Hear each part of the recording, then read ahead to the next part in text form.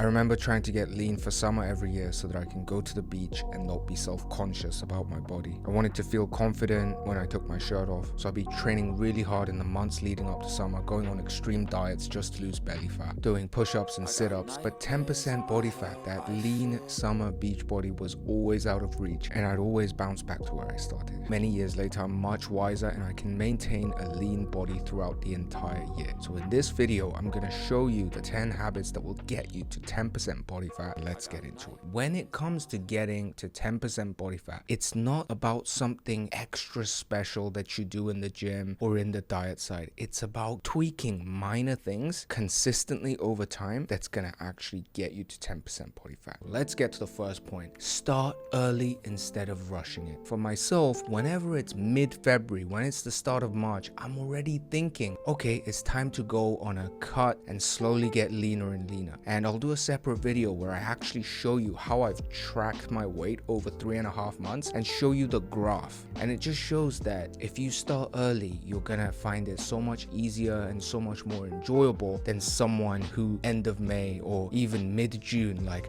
oh, I've got a beach trip with my friends, like, let me just get ripped, let me start doing all these exercises, going on salad diets. The more extreme, the more drastic, the more restrictive your measures are, the more likely it is that you will bounce back, that you will fail, and each time you fail, it becomes harder and harder to start again. So you must start early, and right now we're almost at the end of June. So if you're carrying a lot of body fat, don't really think about trying to get chiseled for this summer. Think next summer, because in the 12 months leading up to next summer, you can cause an incredible transformation. Next, strength training rather than cardio. How many times have you heard, in order to lose weight, you got to do cardio? Summer months are coming, people start running, people start doing all these sweaty sports, high intensity sports, but those cause massive hunger spikes that make you eat a lot. And you think you deserve to eat because you've been sweating a lot. That combination is pretty dangerous. Who's been there before? You play an hour of football, you go running for an hour, and then a couple hours later, you get this huge hunger spike. And you're like, well, I exercised, I can do it. Except the exercise proportion of your caloric burn during the day is not that big. You burn most of your calories just existing and surviving, your organs functioning. Then there's the thermic effect of food, which is the energy you burn to digest food. And then there's NEAT, N-E-A-T, non-exercise activity thermogenesis, like all the fidgeting, going to the toilet, all the little movements that you do.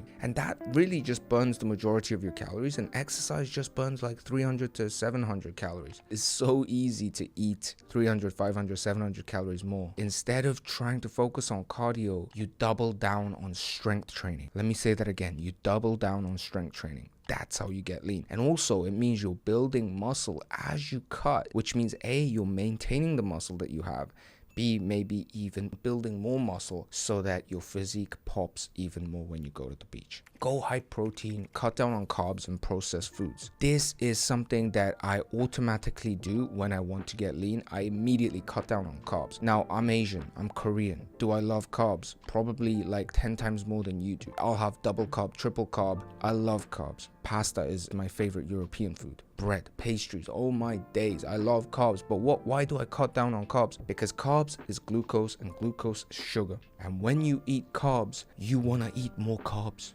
When you eat sugar, you want to eat more sugar. When you eat processed foods that's literally been tested in the lab to trigger your palate and make you take another Dorito, you want to eat another Dorito. That is how it works. Whereas if you eat broccoli or steak, good steak, you're never thinking, let me binge eat that steak. Like, there comes a certain point when you're eating like lean protein or just good whole food protein, your body just goes, all right, that's enough. You don't feel bloated, you don't feel super tired. Even more importantly, protein keeps you satiated for a long period of time. So all of this is going to add up to you eating less calories per day, which is going to help you stay in a caloric deficit, which is what burns fat, and it's going to help you build muscle so you look even better as you get leaner. So again, high protein, low carb, no processed food.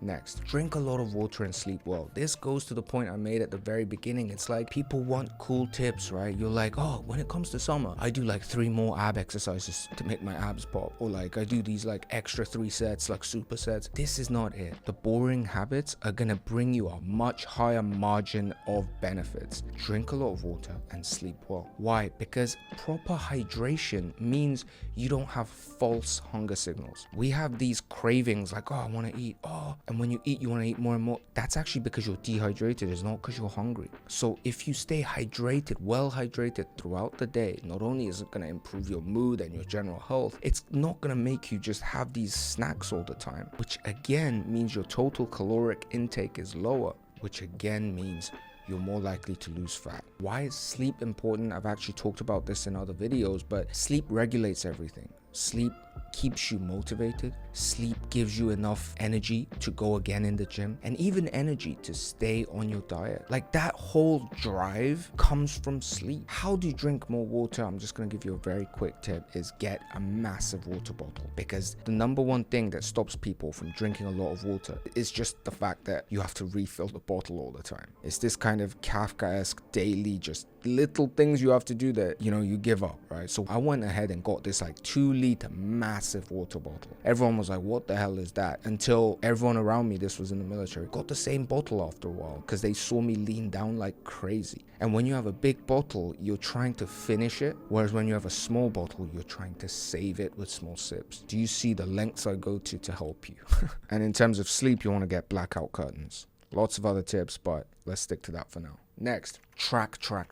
I said it 3 times. Track your workouts, track your weight, track your calories, track your steps. And the more often you track, the more awareness you have in that field. And it's gonna make you make better decisions. If you listen to nothing in this entire video and you only listen to this one, just tracking your workouts, your weight, your calories, and your steps, I guarantee you this tip is gonna give you the biggest benefit.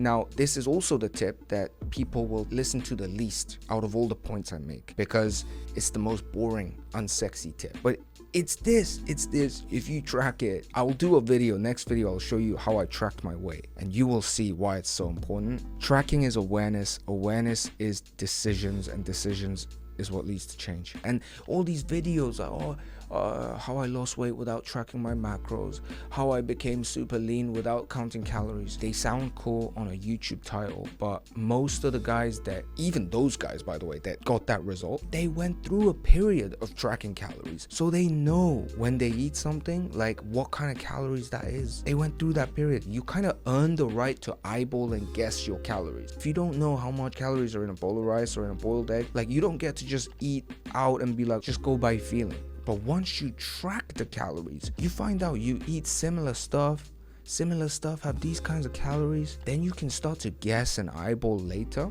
And me, someone that's been doing this for a while, when I stop counting calories properly, my weight tends to go up. Track. Next one, walk 10,000 steps. Just walk everywhere. Walking is the most overpowered cardio you can do if you cut out all the cardio that you do. Now, I know cardio is fun. I love sports. I love jiu-jitsu. I love soccer, football, whatever it is. I want to even start boxing. But if someone told me, all right, just get lean, don't care about anything else, I even cut out those high intense calories and just walk, because walking doesn't lead you to these massive hunger spikes, and you can lose weight effectively. It's also going to make you more creative, improve your mood. Walking is the most overpowered cardio you can do in order to get lean, in order to get to that 10% body fat. Next, minimize decision fatigue, especially when you're leading up to summer, inching closer and closer to that 10% body fat. What you want to do is take out stress, because it's already stressful enough losing weight. It's already stressful enough trying to crack down to 10%. It's not easy. What you want to do is minimize all these micro decisions you have to make, like, oh, I need to shop for this to cook this dish, shop for this to cook this dish. You're always just thinking too much, and then you go, I'm too hungry, let me just order, right? Let me just order that fried chicken because that has protein. How many times have you done that? I've done that so many times. Oh, I need protein, chicken, fried chicken. You're screwed. You must minimize decision fatigue by having certain meals that you turn to all the time. The people that are always lean or always getting lean at the right time, they have set routines that they turn to. Again, it's not something great. It's just like they know what they eat. They love what they eat. And it's similar stuff. Maybe they switch out chicken for turkey or for pork or beef. You know, maybe it's lean steak one day. Maybe it's salad with chicken breast. Maybe it's salad with duck. It's always within the same ballpark.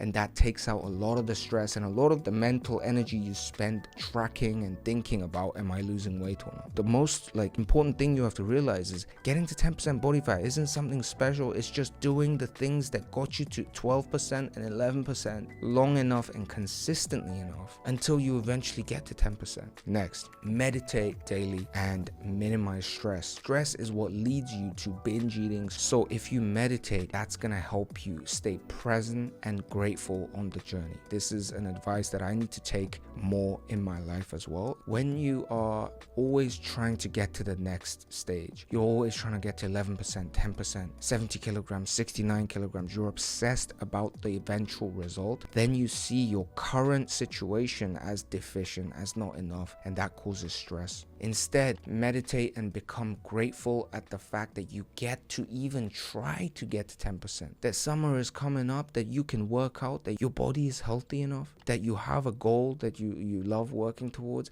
and really just become immersed in the process and enjoy the process of leaning down. Enjoy a little bit the hunger, enjoy a little bit your body changing. And all of this is possible if you bring awareness to the present moment, which is the essence of meditation. Do this. This is another amazing tip which most people won't actually take. The final point that I'll make, guys, is don't go into self-hate and self-blame if you fall off. The chances are, again, I'll show you in my weight tracking graph. Hit the subscribe button if you want to see that video. You will bounce back, you will fall off. There'll be peaks and troughs on your weight loss journey, especially if you're trying to get to 10% body fat, because you are really getting to that elite level. You are going to be stressed and there will be times where you fall off. I still fall off and bounce back, and sometimes it's like 70 kilograms. I'm like, yes, and then it goes back up to 71.5 and then back down. This is all very normal. You have to be able to zoom out and see the entire picture. You have to be able to stay calm and consistent when the scale is not going in the direction that you want.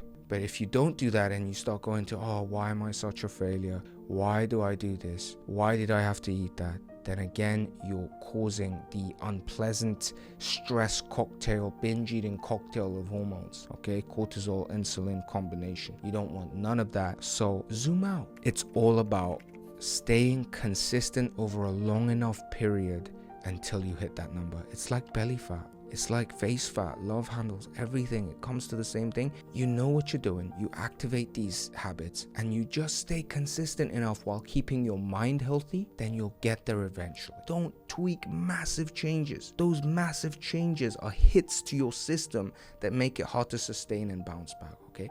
Zoom out, see the long trend, stay consistent, apply those habits, and you'll get to 10%. If not this summer, next summer.